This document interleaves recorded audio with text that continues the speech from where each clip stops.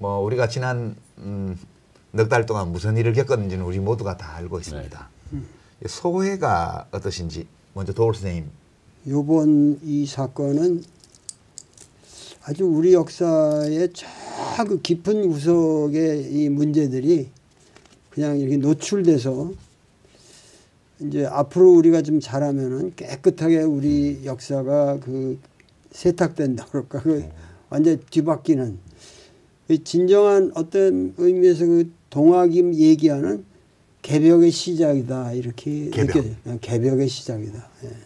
사람의 이제 생각도 바뀌고 가치관도 바뀌고 그렇게 되면 정말 우리나라가 자격 있는 1등 국가가 되지 않을까 저는 그런 기대에 사로잡혀 있습니다.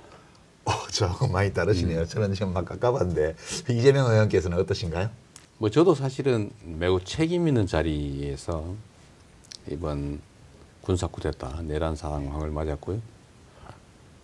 이제는 일단은 이제 윤석열에 대한 파면 그 결정난 상태에서 이제 대선이 치러지는데 뭔가 아직 해결됐다기보다는 말씀하신 것처럼 정말로 이렇게 큰 뭐 책임감이랄까 뭐 어깨를 뭐 짓누른다고 보통 하잖아요. 걱정 사실 그런 게 많죠. 또 개인적으로 보면 아직 그 뭐라 그럴까요? 뭐 꿈속 같지는 않고 뭔가 만화 속 같은 느낌? 너무 황당무계하고요. 약간 비현실적으로 느껴지고. 약간 비현실적인 네, 그런 느낌이 꽤 들기도 합니다. 도올 선생님이 굉장히 기대를 안고 지금 상황을 보고 계시다고 그래서 제가 여쭤봐야 될 것 같은데 저는 사실 약간 암담했거든요. 왜 암담했냐 하면 우리가 거시적으로는 민중이 역사의 주인이다. 국민이 나라의 운명을 결정한다. 이렇게 또 뭐 정치를 하려고 국민이 합니다. 이런 말씀 평소에 하세요. 근데 그렇긴 한데 그래도 우리가 헌법에 따라서 대의민주주의 체제를 하고 있고 또 직업관료제를 두고 있고 나라 운영과 관련된 문제를 일상적으로 다루는 사람들은 사회학자들이 파워 엘리트라고 말하는 그 사람들이잖아요. 네.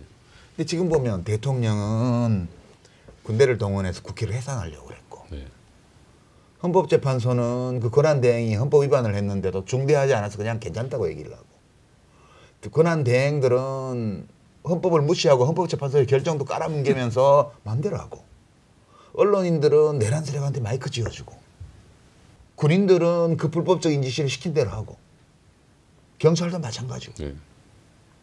나라의 중요한 중대사를 결정하는 일을 해온 정치, 경제, 군사 분야의 그 소위 말하는 파워 엘리트, 권력 엘리트들이 이렇게까지 헌법에 무지하고 헌법을 무시하고 오로지 자기 이익만 챙기고 이런 모습을 본 것 같아서 저만 그런 게 아니고 정말 무슨 희망이 있냐 이 나라에 라고 말하는 분들도 계시거든요. 근데 저는 그것 때문에 좀 암담한데 선생님은 희망적으로 말씀하셔서 우리나라에 지금 파워 엘리트라는 말을 쓰셨는데 그 엘리트가 아니죠. 그 사람들이. 엘리트답지 못한 거죠. 그거는 엘리트가 아니고 옛날에 엘리트라고 하는 거는 예를 들면 안동 지역의 퇴계라든가 그 지방 사람들의 모든 가치관을 관리하면서 그 문화를 이끌고 가는 어떤 그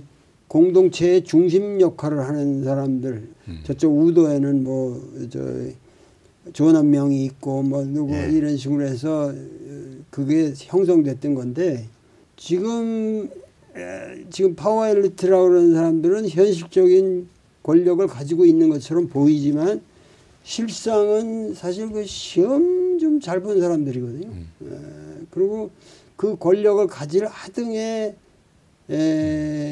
역사적 그 체험이나 그 자기들의 어떤 삶의 역정에서 그 자격이 없어요. 그러니까는 그들이 아무리 준동한다 해서 그 민중의 힘을 이겨낼 수는 없다. 우리 이제 동방사상에 철저하게 난 고전학자니까는 고전에 사로잡혀 있는 사람들은 내가 존재한다는 것 자체가 낙관을 가지지 않으면 존재 못하는 거거든요.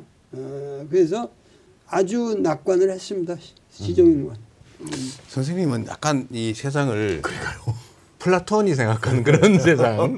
이데아를 향해서 가고 있어요. 예. 그런 세상이고 엘리트란 정말 이렇게 가치와 또는 품성, 역량을 가진 사람 이렇게 생각하는데 선생님의 분류에 의하면 이게 무기를 든 무례배, 현실적 힘은 가졌지만 결코 통치할 자질이 없는 그러니까 권력을 가진 무례배들이 무례배 그 정도라고 생각하시면 그 표현이 엘리트는 아니다. 뭐 그런 말씀이신 것 같아요. 네, 그리고 공감이 가는 바가 있습니다. 민심의 파워를 결국은 그런 소수의 엘리트들의 장난으로는 이기지 못한다. 결국은 결국 진리가 승리한다라는 네. 그런 생각이 뭐 저 같은 사람한테는 확고하죠. 네. 저는 사실 그 관련해서요. 지금의 이런 상황을 저는 이런 얘기를 많이 했어요. 건강한 신체에 감염이 된 거예요. 예를 들면 이 병균에 의해서. 근데 이 얼마나 많이 침습할 거냐, 얼마만큼 건강을 해친 상태에서 이겨낼 거냐. 물론 못 이겨낼 수도 있어요. 극단적인 경우는. 나라가 망하죠. 망하는 거죠. 근데 우리 사회가 과연 건강한 신체인데 병에 감염이 됐다. 열 나겠죠. 힘들고 고통스러운 과정을 겪을 텐데 저는 이겨낼 거라고 생각했죠. 얼마나 빨리, 얼마나 건강을 해치지 않고 정상을 회복할 수 있을까의 문제라고 생각했거든요. 근데 생각보다는 제가 생각했던 것보다는 우리 사회가 훨씬 건강했던 것 같습니다. 면역력이 강하다. 네, 면역력, 저항력이 생각했던 것보다는 강한 것 같아요. 저는 사실 이 초기에 예를 들면 이제 계엄이 있기 이전에 사실 상당히 비관적으로 봤거든요. 언젠가는 우리가 이 상황을 극복은 할 텐데 엄청나게 많은 희생을 치른 다음에야 이겨낼 수 있을 것이다라고 생각했는데 우리 윤석열 대통령이 제가 생각한 것 이상으로 더 과격한 반응을 보인 거죠. 그리고 그 과격한 반응에 대해서 우리 국민들이, 대중들이 신속하게, 강력하게, 그것도 품격 있게 대응을 해서 결국은 이겨냈잖아요. 근데 그 바로 그 국회로 가시면서 차 안에서 네. 방송하신 거 그게 결정타 같아요, 사실은. 근데 김혜경 여사가 훌쩍거린 거 맞아요? 옆에 훌쩍거리는 소리? 맞습니다.